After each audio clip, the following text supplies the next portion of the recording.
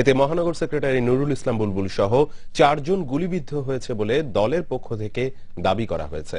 সংঘর্ষে আহত হয়েছে আরো প্রায় 50 জন। পুলিশ ঘটনাস্থল থেকে 10 জনকে আটক করেছে। মাহমুদ রাকিবের রিপোর্ট।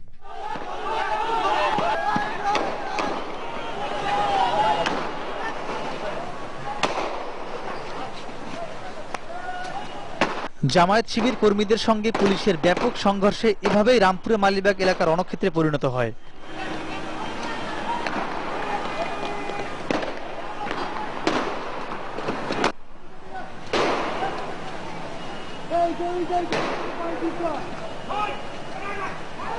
পুলিশের টিয়ার শেল ও রাবার বুলেটের ধোঁয়া ও শব্দে আতঙ্ক ছড়িয়ে পড়ে পুরো এলাকায়। যান চলাচলের পাশাপাশি মুহূর্তেই দোকানপাট সহ সকল ব্যবসা প্রতিষ্ঠান বন্ধ হয়ে যায়।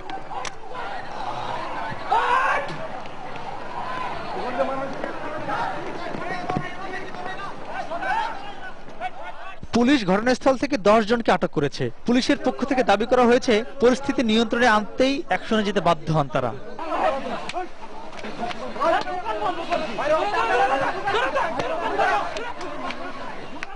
গাড়ি ভাঙচুর করার চেষ্টা করেছে, আমরা সেটা দেইনি এবং আমরা ওদের টিয়ার